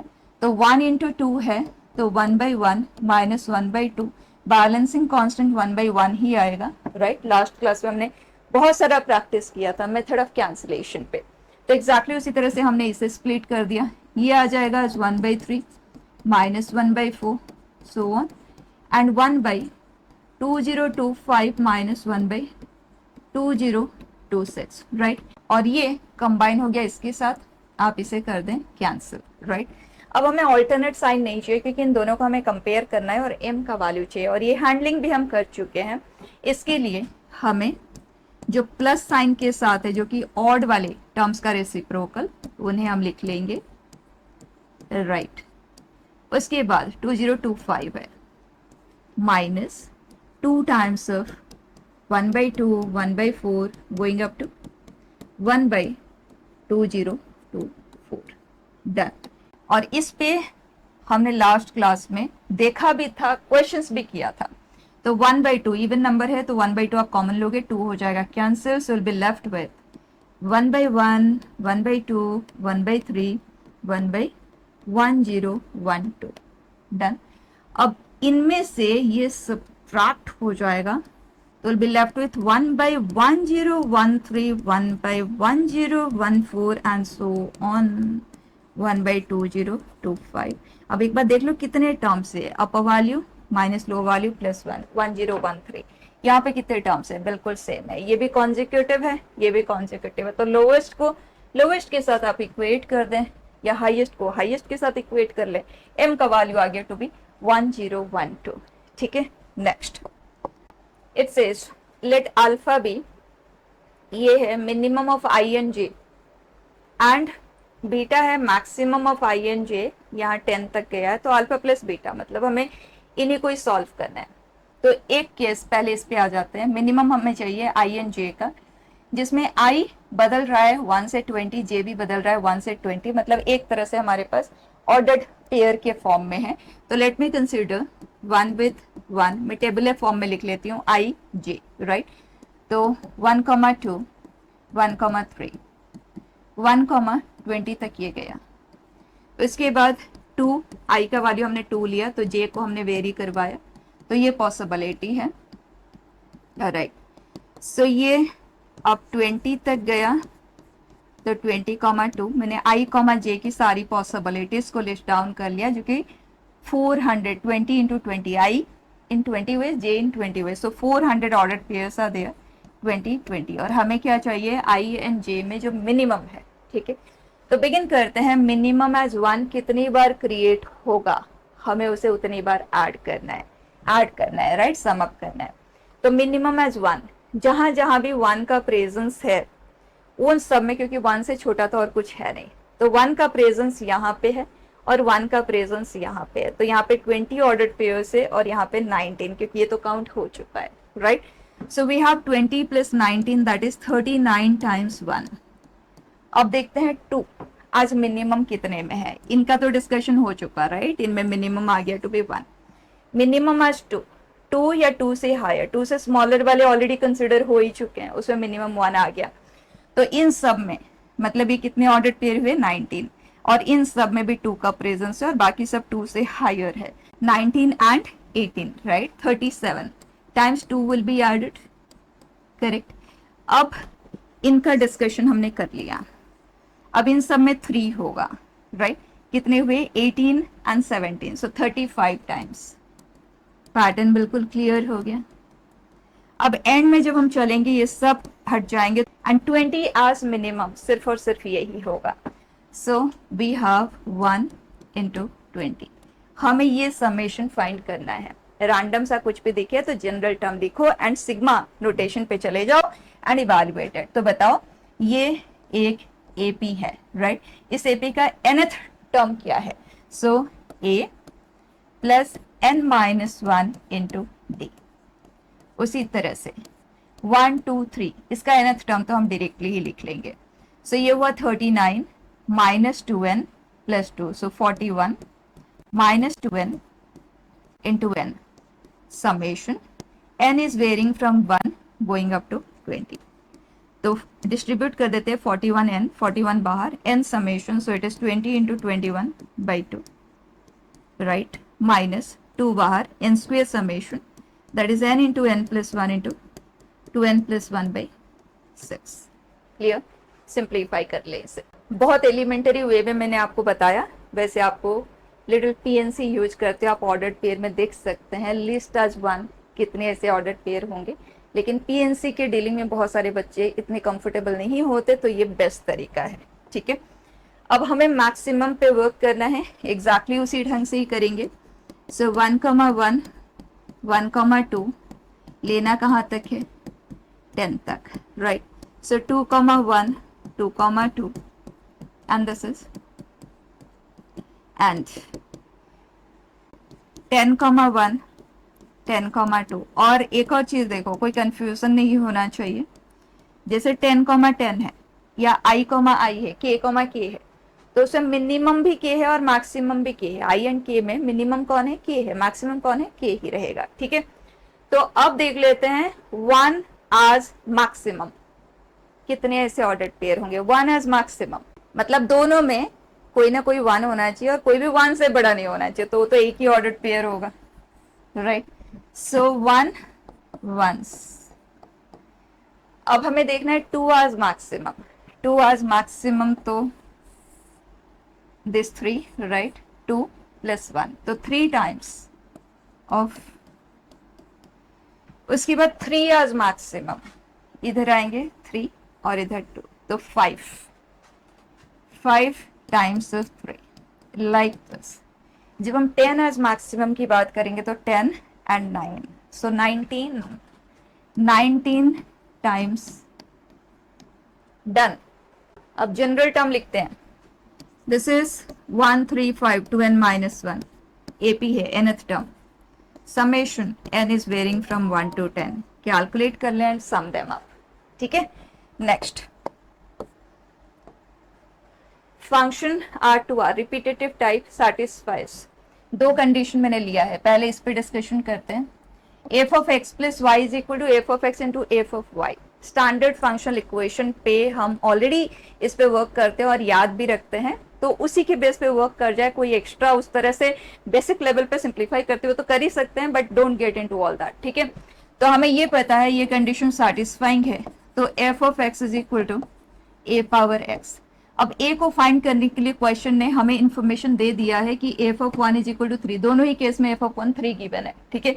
सो f of 1 for us x की जगह पे 1 रखा तो वो a, क्वेश्चन ने कहा ये 3 है, तो हमारे लिए फंक्शन नोन है, it is 3 power x। Perfect. अब आ जाते हैं, क्वेश्चन कहता है कि n का वैल्यू फाइंड करो सैटिस्फाइंग दिस कंडीशन, तो 3 power r f of r summation, this is case of a GP, right. First term 3 है, कॉमन रेशियो भी 3 है, So A, r power, number of terms -1, r -1 which is 2. This is 363. 3 हम कर देते हैं cancel, this is 121. 2 को हमने cross किया तो 242. 1 को हमने इधर शिफ्ट किया तो 243. देखो कितना सिंपल है लेकिन रिपीटेटिव टाइप है. तो 243 इज व्हाट, 3 पावर 4 होता है 81 और ये 81 इंटू 3 है तो 3 पावर 5 हुआ and value is 5 like this. अब उसी तरह से अगर ये गिवन है तो आपको इमीडिएटली कहना है standard functional equations, right, f of x is kx. अब k को सॉल्व करने के लिए ये चीज क्वेश्चन ने दिया तो f ऑफ 1 इज k, इसका मतलब k का वैल्यू क्वेश्चन ने कहा 3, तो function for us is 3x. अब यहाँ पे आ जाते हैं तो f ऑफ r मतलब 3r समेशन, 3 हमने बाहर निकाला, r summation is n into n plus 1 by 2, 165, right. 3 कर देते हैं कैंसिल तो ये आया 5 एंड 15 तो 5 and n into n plus 1 is 110, correct. अब क्वाड्रेटिक लेके सॉल्व नहीं करना, पहले भी बता चुकी है. 2 कॉन्जिक्यूटिव नेचुरल नंबर का प्रोडक्ट है तो इसे भी 2 कॉन्जिक्यूटिव नंबर में आप फैक्टराइज कर लो. तो यहाँ पे तो मेहनत ही नहीं है, 10 इंटू 11 है तो n इज 10. लोएस्ट को लोएस्ट के साथ आप कंपेयर कर लो दोनों तरफ, ठीक है. Direct it says number of 3 digit numbers which are either divisible by 3 और डिविजिबल बाय 5. ऐसे कितने नेचुरल नंबर्स होंगे जो कि 3 डिजिट होंगे. तो डिविजिबल बाय 3 को अगर हम सेट ए कंसिडर कर लेते हैं, क्योंकि और एंड नाइदर इन सब के लिए आपको पहले भी मैंने बताया हुआ है, फंडामेंटल मैथ्स के साथ भी बताया हुआ है कि हमेशा सेट बेस्ट आप डीलिंग करना. तो यहाँ नंबर ऑफ एलिमेंट्स की बात हो रही है, ऐसे क्वेश्चन सम के ऊपर भी बेस्ट आते हैं, राइट. सम निकालने के लिए भी सेम ही तरीका रहेगा. तो डिविजिबल बाय 3 को अगर मैं सेट ए कंसिडर करूं, डिविजिबल बाय 5 को अगर मैं बी कंसिडर करूं, मुझे और चाहिए तो this is n of A plus n of B minus n of A intersection B. अगर सम की बात होती है तो सम में भी हम यही काम किए होते हैं, sum of A union B is equal to sum of elements in set A sum of elements in set B. ये एपी में होंगे तो कहीं कोई दिक्कत हमें आती ही नहीं है, ठीक है. So 3 digit numbers which are divisible by 3 कितने होंगे, और उसके लिए भी मल्टीपल वेज आपको बताए हुए, आप जैसे करना चाहे कर सकते हैं. तो 3 डिजिट नंबर की शुरुआत होती है 100 से, जाता है 999 तक. तो एक तरीका आपके पास ये है कि 1 से 999 तक में कितने नंबर से व्हिच आर डिविजिबल बाय 3 आप ये कर लें, माइनस 1 से, क्योंकि हमें 3 डिजिट कंसिडर करना था तो 1 से 99 तक के जो नंबर है वो हमने एक्स्ट्रा कंसिडर किया है तो आप उन्हें सब्ट्रैक्ट कर दें. ग्रेटेस्ट इंटीजर, फटाफट इवैल्यूएशन हो सकता है, ठीक है. और अगर ये नहीं करना है तो आप ये काम भी कर सकते हैं. कितने नंबर से, तो 3 से डिविजिबल 3 के 100 एंड 999 बेस्ट है, ठीक है. सो k की कितनी पॉसिबिलिटीज आएंगी, k has to be an integer. k की जितनी पॉसिबिलिटीज होंगी कॉरेस्पॉन्डिंगली उतने हमें नंबर्स मिल जाएंगे. तो 3 से हमने डिवाइड किया और ये आ जाएगा 33 पॉइंट समथिंग, और हमें k ग्रेटर देन और इक्वल टू दैट चाहिए तो ये 34 से बिगिन होगा. तो कितनी पॉसिबिलिटीज हुआ, अपर value minus lower value plus 1, so 334 minus 34 which is 300, correct. एक और काम किया जा सकता है, 3 डिजिट नंबर है, कितने 3 डिजिट नंबर है हमारे पास, 900. Highest place can be filled in 9 ways, then 10 and 10, 900 और 3 का ग्रुप अगर आप बनाते हैं तो हर ग्रुप में एक 3k टाइप का होगा, एक 3k प्लस 1, एक 3k प्लस 2, साइक्लिक ऑर्डर में वो रिपीट होते हैं. तो 900 नंबर्स आर देयर जो एग्जैक्ट ग्रुप में डिवाइड हो जाएंगे. 3 के ग्रुप में कितने ग्रुप्स क्रिएट होंगे, 300. इसका मतलब 300 3k टाइप होंगे, 300 3k प्लस 1, 300 3k प्लस 2. तो ये सब लिख के आपको टाइम वेस्ट नहीं करना है. तो ये कितने हो गए, 300. अब आ जाते हैं एन ऑफ बी मतलब डिविजिबल बाई 5. तो 900 नंबर्स आ दिया, 5 का अगर आप ग्रुप बनाते हैं तो क्या एग्जैक्ट ग्रुप बन पाएंगे, 5 से आप डिवाइड कर दो 900 को, so we get 180, right. So 180 such numbers will be there. आप इस प्रोसेस से भी कर सकते हो या ग्रेटेस्ट या वैल्यू लेते हुए भी कर सकते हो, but this is best choice, ठीक है. And divisible by 3 and intersection मतलब एंड 5 मतलब डिविजिबल बाय द एलसीएम, सो 15 से डिविजिबल. तो बच्चे अगर 900 नंबर्स आ देगा 15 15 का एग्जैक्ट ग्रुप बन जाएगा क्या? 900 बाई 15 अगर हम करते हैं, so what do we get? 60, correct. तो इसका मतलब यस 60 एग्जैक्ट ग्रुप्स आ दिया और हर ग्रुप के पास 15 के का एक नंबर तो होगा। तो ये आप कैलकुलेट कर लें स्ट्रेट अवे, ठीक है। अगर सम की बात क्वेश्चन करता है, जो सम पे भी क्वेश्चन आ जाते हैं, तो उस केस में हमें सम ऑफ दिस नंबर्स लेना है, करेक्ट। तो आपके पास एक एपी होगा 3 से डिविजिबल नंबर्स का, और कितने नंबर से वो हमारे पास है? 3 से डिविजिबल है तो कॉमन डिफरेंस क्या होगा? 3 ही होगा। 5 से डिविजिबल है तो कॉमन डिफरेंस उस एपी का क्या होगा? 5 ही होगा। बस ये देखना है कि ए क्या होगा, राइट। तो 3 से डिविजिबल नंबर पहला 3 डिजिट नंबर कौन सा होगा? तो अगर हम 100 देखते हैं तो 1 रिमाइंडर देता है, तो 102 होगा जो कि फर्स्ट नंबर होगा। तो उस एपी का फर्स्ट टर्म भी आ गया। आप a प्लस एल लेते हुए भी कर सकते हो, n/2 इंटू ए प्लस एल। तो 999 वो नंबर है जो सबसे लास्ट वाला ही है, और वही 3 से डिविजिबल है, तो a प्लस एल के प्रोसेस से भी आप कर सकते हैं। तो जैसे भी लेना है, ठीक है। Next, if they form an AP satisfying this condition, तो a1 क्या आएगा?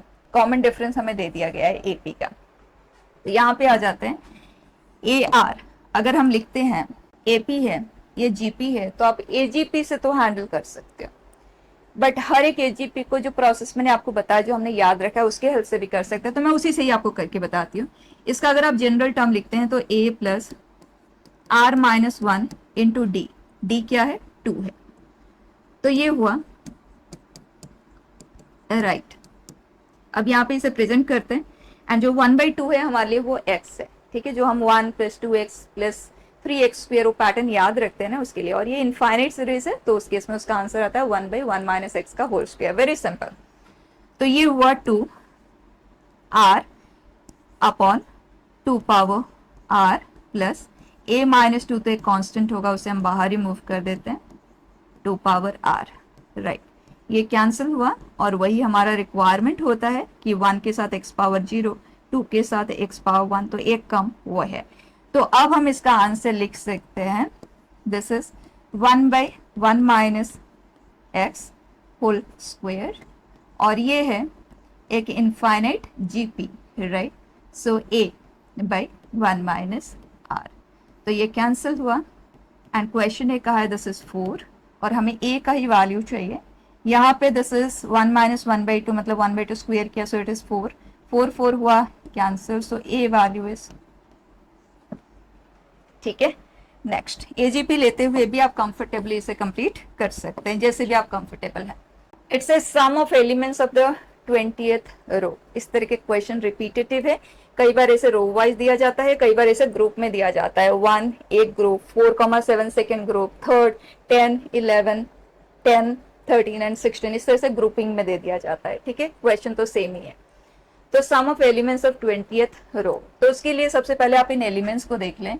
1 है, देन 4 एंड 7 है, 2 टर्म, 10 13 16। एपी जीपी क्या पैटर्न ये एलिमेंट्स फॉलो कर रहे हैं? तो कॉमन डिफरेंस 3 वाला ये एपी है, राइट। तो अगर हमें 20th रो का सम चाहिए, तो क्लियर है हमें ऐसा ग्रुप कंसिडर करना है जिसके पास 20 नंबर ऑफ टर्म्स होंगे, कि फर्स्ट ग्रुप मतलब फर्स्ट रो में एक एलिमेंट है, सेकंड में 2 है, थर्ड में 3 है। तो 20th रो के पास जो नंबर ऑफ टर्म्स होंगे वो 20 होंगे, right. Common difference of elements जिस ग्रुप का हमें फाइंड करना है, क्योंकि ये पूरा एपी के ही ग्रुपिंग कर दिया गया है, right. So common difference same ही रहेगा, एंड बस हमें उस ग्रुप का फर्स्ट टर्म को आइडेंटिफाई करना है, दैट्स इट, राइट। तो first term of 20th group तब बिगिन होगा जब 19 ग्रुप्स बन चुके होंगे, और फर्स्ट रो ने एक एलिमेंट यूज किया, सेकंड ने 2 यूज किया, थर्ड ने 3 यूज किया। इसका मतलब कितने एलिमेंट्स यूज होने के बाद हमारा ग्रुप बिगिन होगा, हमारा रो बिगिन होगा।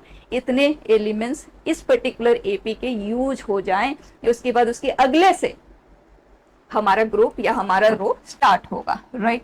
तो हमारा रो स्टार्ट होगा इस एलिमेंट से। ये एलिमेंट का वैल्यू नहीं है, पोजीशन है। इस पर्टिकुलर एपी में इस पोजीशन पे जो टर्म ऑकर करेगा वो हमारे रो का फर्स्ट एलिमेंट होगा। तो कौन सा हुआ? 19 इंटू 20/2 + 1 which is 191। अब आप देख लो इस एपी का 191th एलिमेंट क्या है। So it is a plus n minus 1 into d. Perfect. So we get 571. ठीक है, तो ये आ गया हमारे लिए a. अब आप इस पर्टिकुलर AP का सम लिख लें. ठीक है, next, sum of all those terms of the AP which are not divisible by 5. हमें सम चाहिए. तो ऐसे सिचुएशन में जैसे नंबर ऑफ टर्म्स पे वर्क करते हैं, एग्जैक्टली सम पे, नॉट डिविजिबल बाई 5. तो डिविजिबल बाई 5 को अगर मैं सेट A कंसिडर करती हूँ तो मुझे ये चाहिए.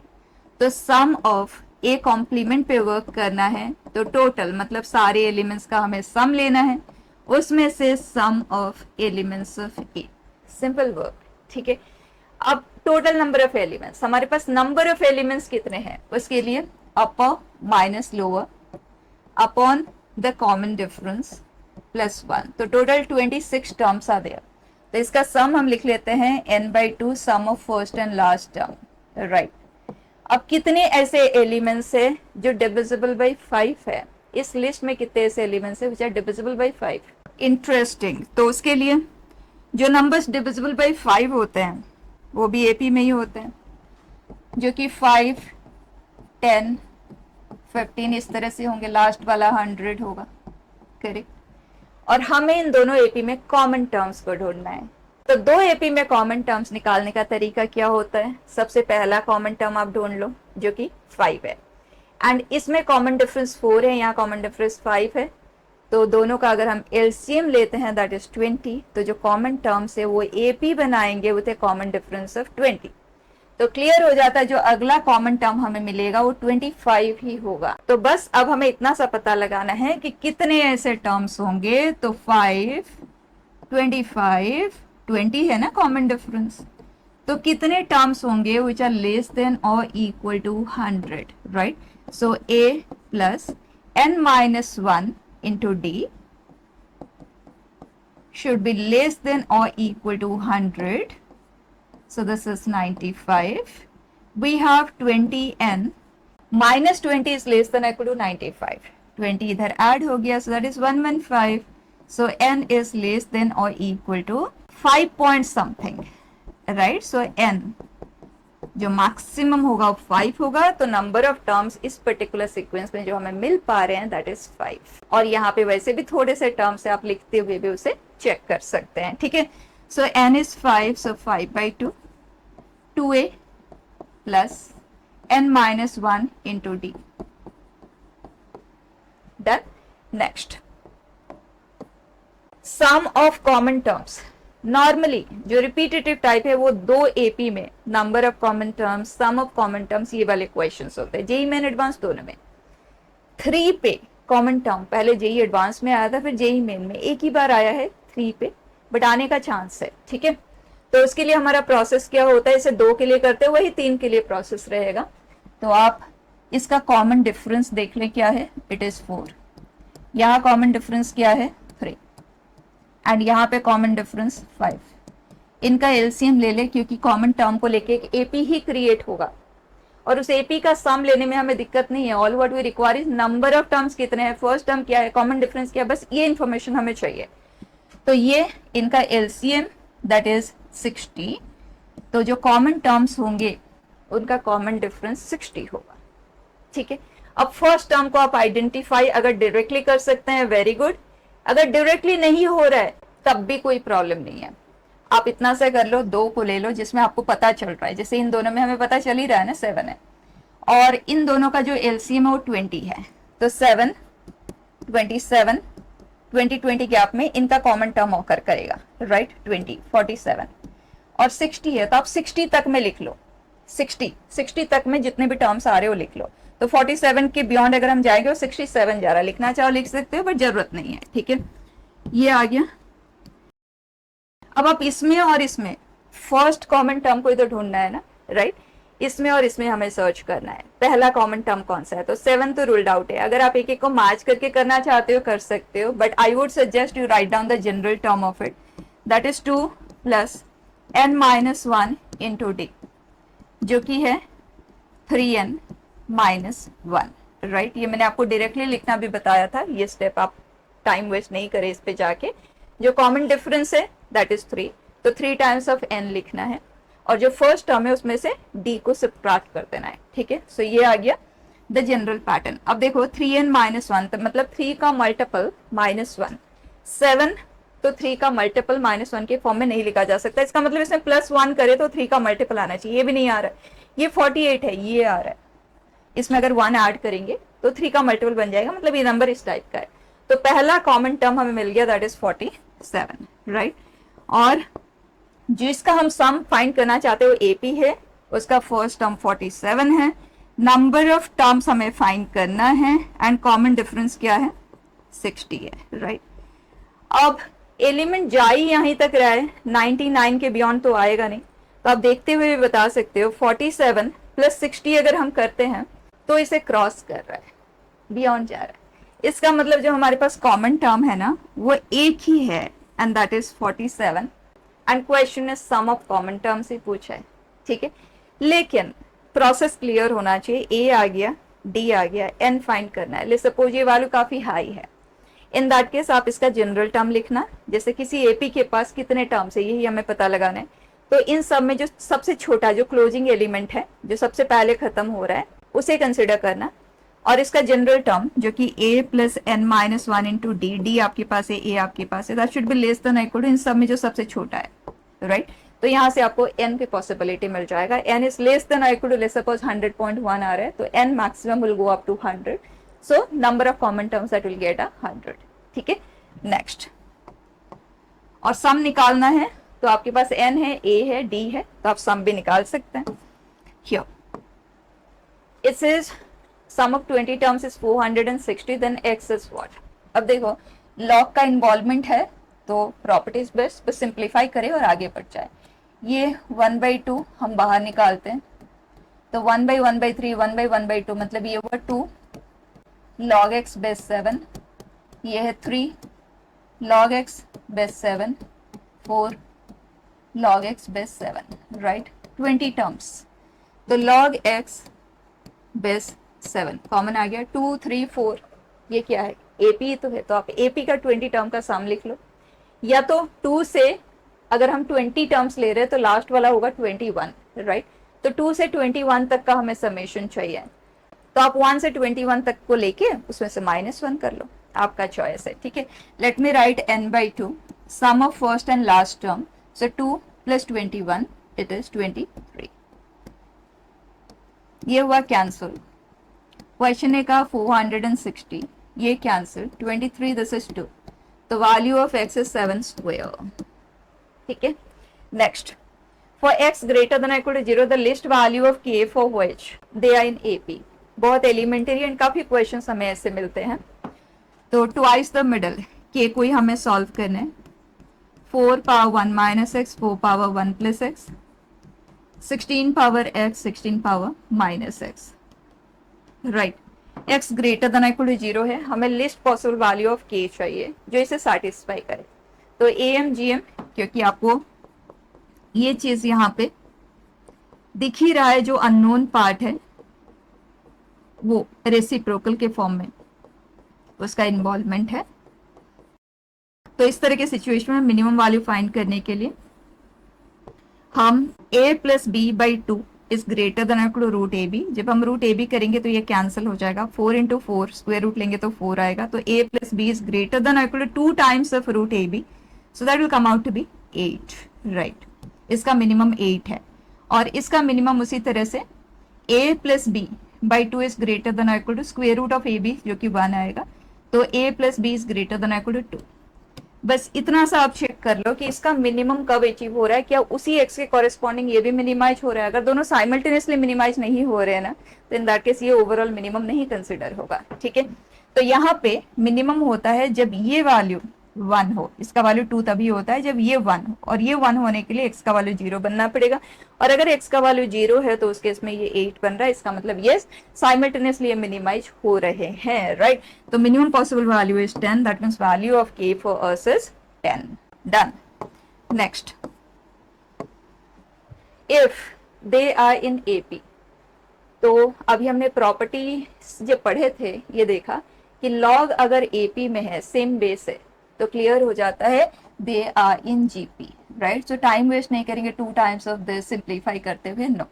सो b square is equal to a c, ये कंडीशन हमारे पास है। अब क्वेश्चन कह रहा है कि ये भी एपी में है, तो ये क्या है, log a by 2b, base e ही है, लिख नहीं रहे हैं। This is 2b by 3c, और ये है लॉग 3c बाई ये। अगर ये एपी में है, सेम बेस है, तो डेफिनेटली ये जीपी में होंगे, राइट। सो इसका मतलब we have 4b square by 9c square is equal to a by 2b into 3c by a, right. हमें a is to b is to c find करना है। पहले हम इसे सिंप्लीफाई कर लेते हैं। We have a and b यहाँ है तो b क्यूब, 4 को हम इधर शिफ्ट कर देते हैं तो हो जाएगा 2 क्यूब, c इधर आया c क्यूब, 9 इधर गया 3 क्यूब। मतलब ये कुछ इस तरह से नजर आ रहा है, b cube by c cube is equal to 3 cube by 2 cube. So you can say b by c is 3 by, done. दो चीजों का रेशियो, हमें ओवरऑल 3 का रेशियो चाहिए, तो इमीडिएटली लेट b बी 3 के, c बी 2 के, राइट। अब हमें a चाहिए तो यहाँ पे आ जाते हैं। a for us is b square by c, and b square मतलब 9k square, and this is 2k, एक k हुआ cancel, so 9k by 2, right। a b c तीनों in terms of k है और हमें रेशियो चाहिए, so 9k by 2 is to 3k is to 2k, k हो गया कैंसिल 2 से, क्योंकि रेशियो को हम फ्रैक्शन में देखना नहीं चाहते तो पूरे को हम 2 से मल्टीप्लाई कर देते हैं, ये आ गया आंसर, ठीक है। Next repetitive type, if this a1 a2, हमें ar का ही समेशन चाहिए। एक पहले हमने देखा था ar बाई 8 पावर r, इस तरह का समेशन था, तो वहां पे हमने पूरे को, इस रिलेशन को ही हमने डिवाइड कर दिया था बाई 8 पावर r।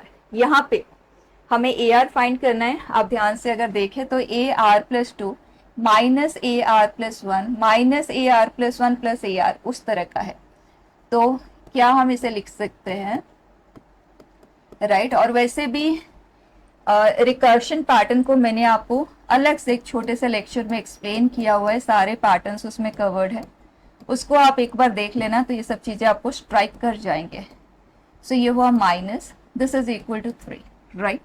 तो अगर मेरे पास कोई ऐसा सीक्वेंस है जिसका जनरल टर्म ये है, देखो आर की जगह पे आर प्लस 1 रखते तो ये कन्वर्ट हो जाता है, मतलब ऐसा सीक्वेंस जो कि a2 minus a1 a3 minus a2, अगर ऐसा सीक्वेंस का हम डिस्कशन करें तो वो AP में आएगा with A common difference of 3, क्योंकि दो कॉन्जिक्यूटिव टर्म का डिफरेंस 3 है, राइट।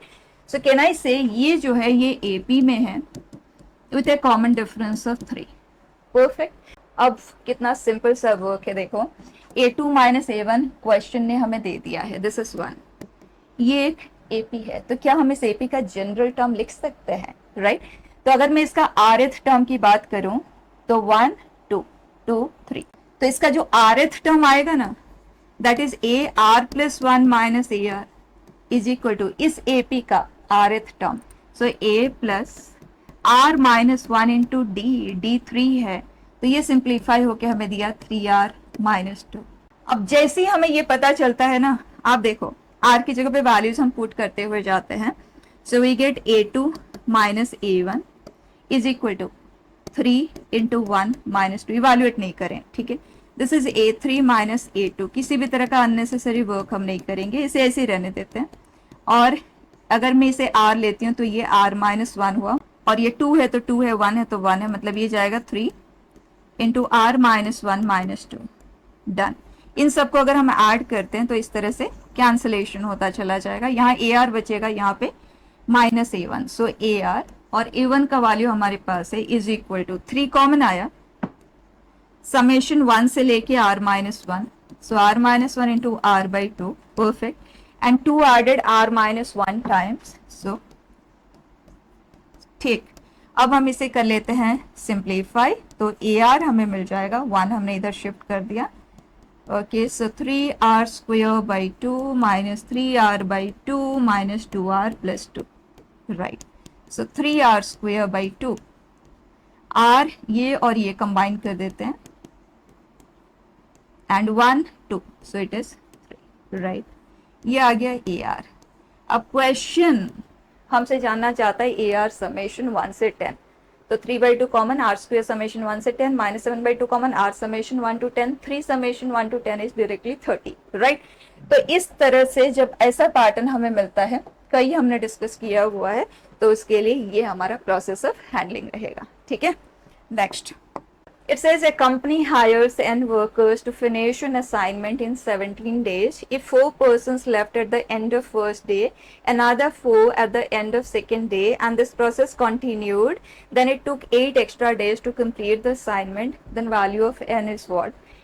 इस तरह के क्वेश्चंस आप बहुत लोअर क्लासेस में 9th-10th में हम करते हैं, लेकिन 2024 में एक क्वेश्चन आया था, उसी को बस मैंने स्लाइटली मॉडिफाई किया है ताकि उस तरह की हैंडलिंग भी एक बार रिफ्रेश हो जाए, ठीक। A company hires n workers to finish an assignment in 17 days, 4 person left at the end of first day. तो इस तरह के सिचुएशन में आप सिर्फ इतना सा काम करना, 1 वर्कर बेस्ट डीलिंग करना, 1 वर्कर पर डे।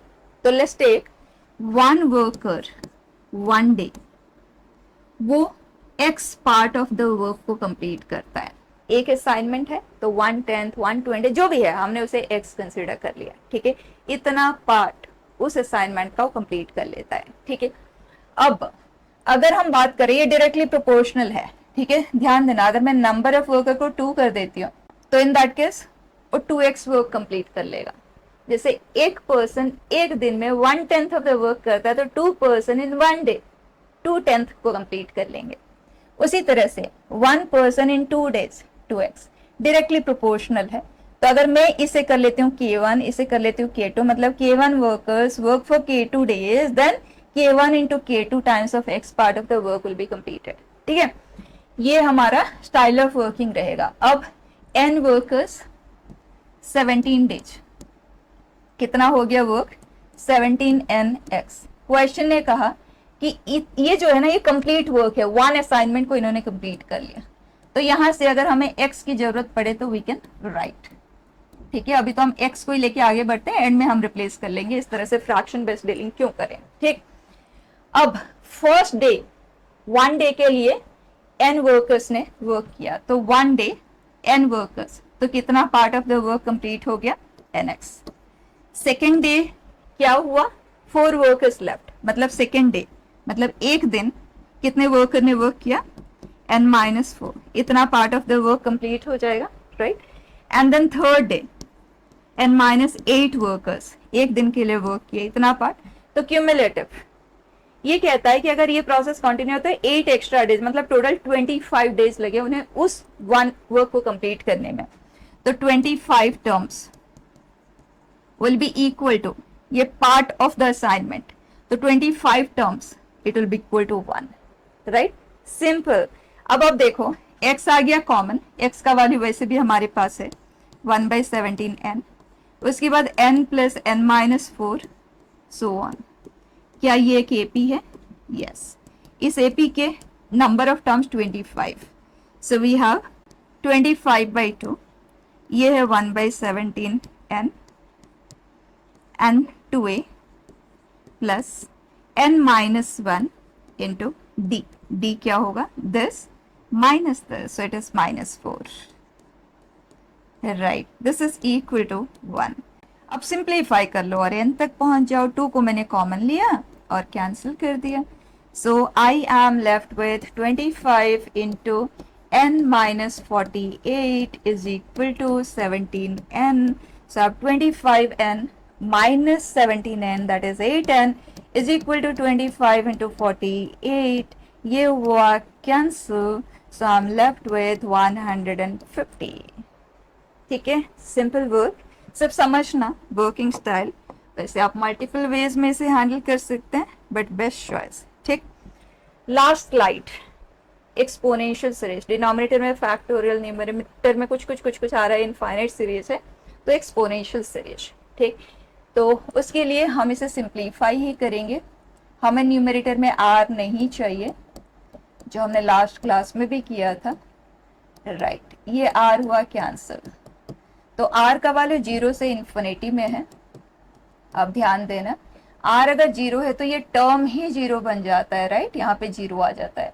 और वैसे भी आपको बताया है कि आर जीरो से इन्फिनिटी, आर की जगह पे अगर आप जीरो रखते तो -1 का फैक्टोरियल है, जो अनडिफाइंड है उसे आप इग्नोर करो, तो आर इज इक्वल टू 1 के लिए जीरो फैक्टोरियल, तो 1/0 फैक्टोरियल, 1/1 फैक्टोरियल, सारे टर्म आते जाएंगे फर्दर, जो कि ई ही होता है, राइट।